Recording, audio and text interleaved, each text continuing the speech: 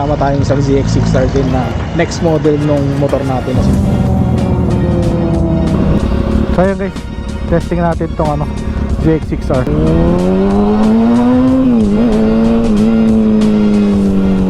Okay yung preno.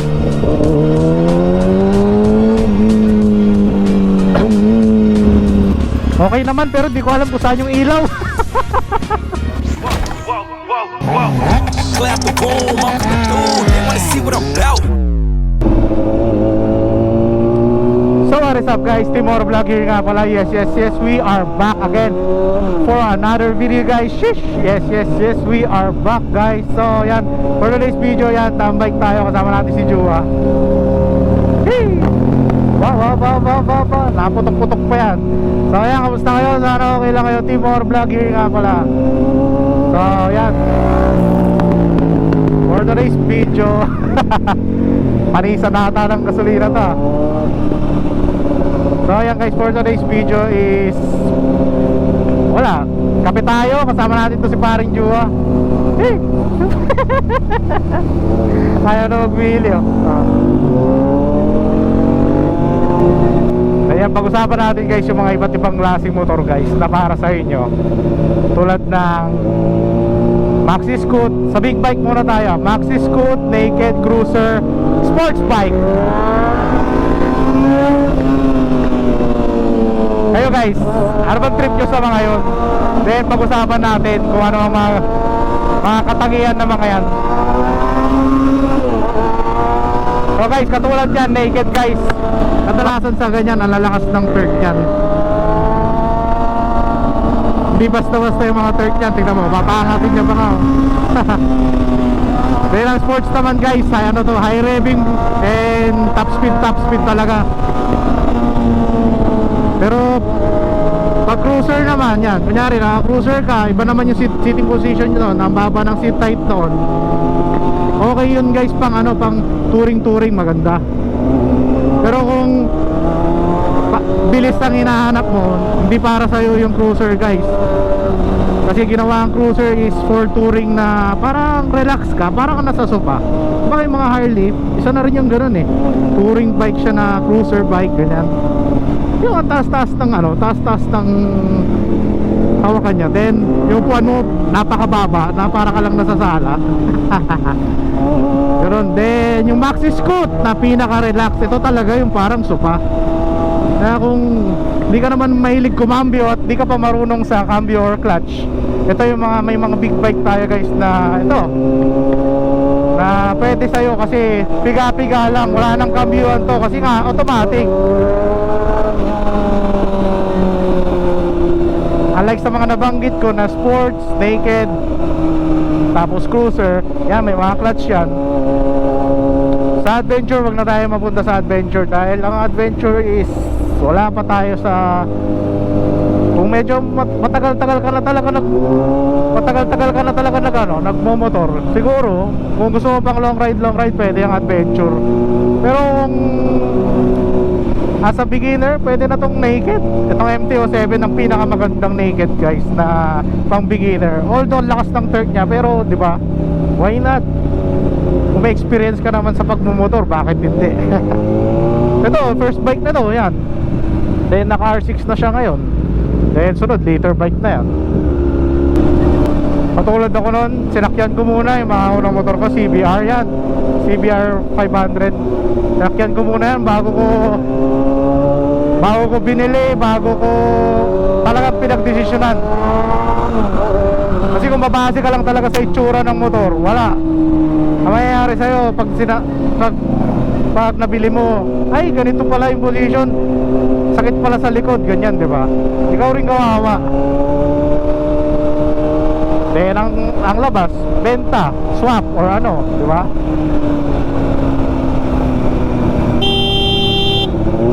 Bago. Ganyan, Dagupan Gaming tayo guys. Para magkape, alam nyo na yan. Hindi na bago sa channel natin yan. Grabe rin yung ride natin. Medyo masaya siya na parang napakasaglit. Ewan, nabitin ba tayo? Siguro bitin nga tayo nun. nga lang kasi anong nangyari sa atin, breakfast ride, tapos dapat magkakape pa, kaso wala, umuwi na. Kaya ito, dito tayo magkakape after ride the next day, di ba? Speak of my bike ko. Whew, nice bike. Dito na tayo magkape-kape.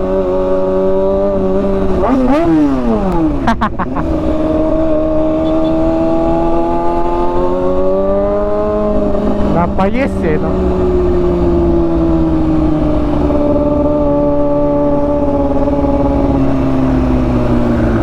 Dito na tayo sa Boss Coffee.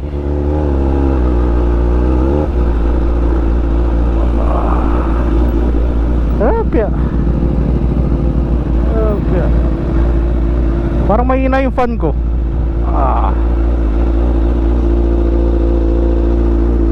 Parang di nagana yung fan ko. Check mo nga.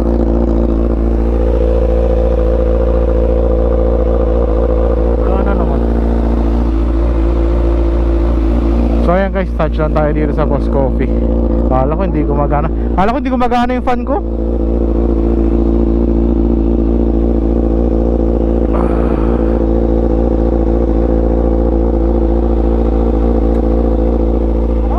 Kala ko hindi gumagana yung fan ko.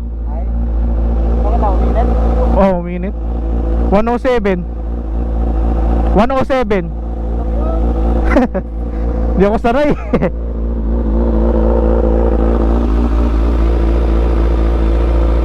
Bumaba na.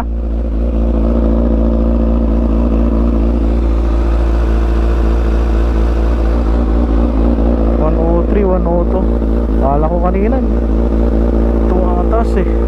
Dumi pa ng motor guys, di pa tayo naglinis. Grabe backward daw ah. Oo, grabe. Wala, madumi pa yung motor, di pa ako naglinis. New Year, ano? So ayan guys, dito tayo sa Boss Coffee, tambay tayo.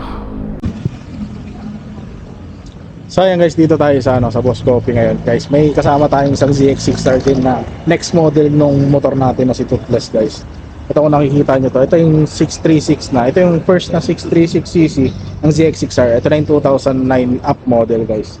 So check nyo guys, napakaganda rin ang itsura nito. Modern na siya. Ito yung nauna, then ito na yung sumunod na ZX6R. Nasa tropa rin natin to kay Boss Gerald. Bali for sale to, pero ewan ko kung kukunin niya pinatest ride lang sa kanya. Kaya ito, tinetest ride niya ngayon. Then tanong-tanong na rin siguro kung ano. Then siguro ito repaint, konting repaint lang to. Then palit gulong, okay na to. Babalik to sa pagkapogi niya. Kaso medyo mataas lang kasi yung odo niya. Nasa ano nata yung odo niya, nasa 90k odo. Pero okay pa yan, matibay naman yung makina nito. Sa atin halos same lang yan 599cc lang yung sa atin. So ito guys, ito yung mga kasama natin ngayon na tumambay yan. Then ito kay Jua MT-07. Ito may vlog tayo na ni-review natin to. So yun lang guys. So yun guys, kakape-kape muna kami dito. So yun guys, testing natin tong ZX6R. Ang layo ng distansya. Testing natin guys, ZX6R na 2009.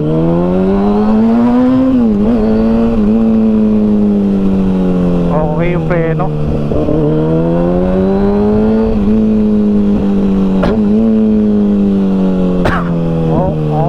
Yeah.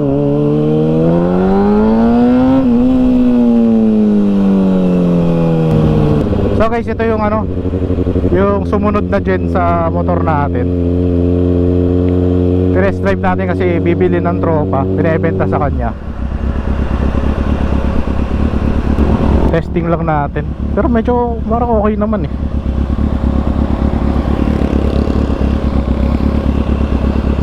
ayoko ng ganitong preno, masyadong malalim.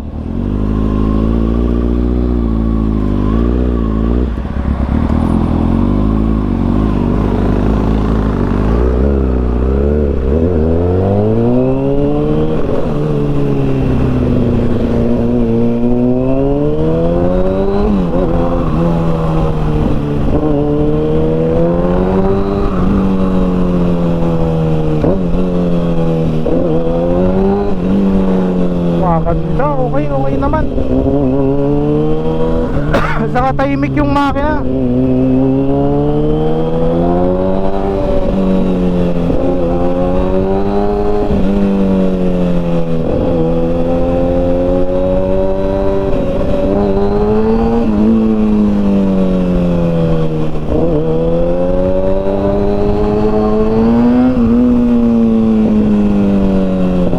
Ayos ah, ayos ah.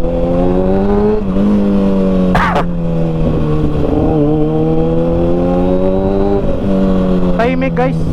Then napakapino pa nung nung tunog ng makina niya. Ewan magkano binebenta to, pero yan nasa 92,000 odometer.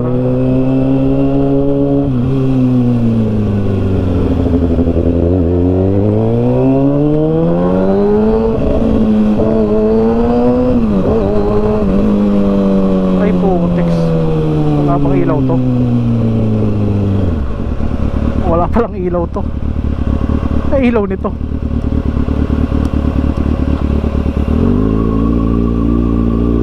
Wala palang ilaw to.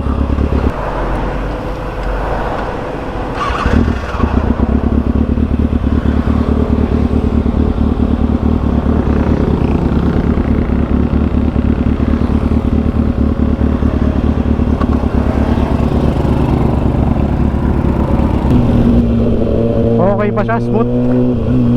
Pwede naman.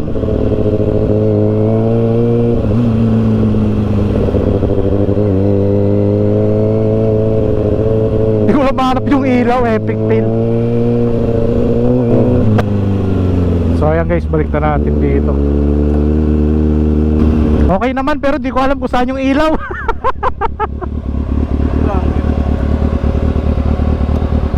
Ay, ito pala, wala kaya. Ano, off-road siya? Ay ano siya, stealth mode. Lahat ng ilaw mamamatay. Ay puta na yan, pang runs, pang night runs. Ilagay nung dating mayari. Paano to yung ano niya? Pressure ba? Hindi ko, plinaser ko na nga lang eh.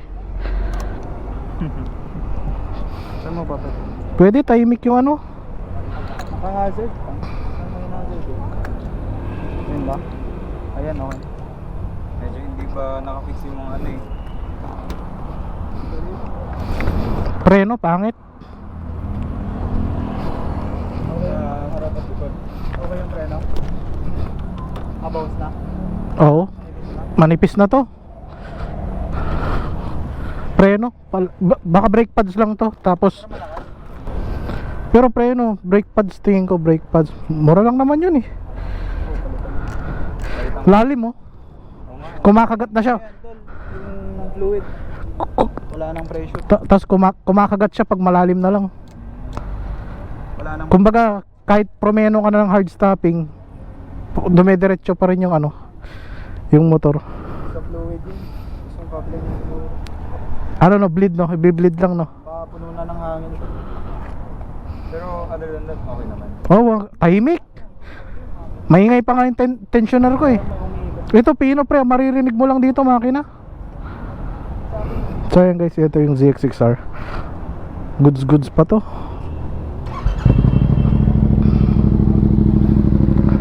Ay, parang kumakagat. Kaya mga kasi naingay yung tensioner. Oo, ganito rinig mo. Sa'yo wala akong naririnig. So ayan guys, yun lang. Pogi. So ayan guys, tambay muna ulit kami dito. So ayan guys, tapos na kami tumambay dito. Uwian na. Uy, balat mo. Pati yung kalat natin dito sa basura. Syempre.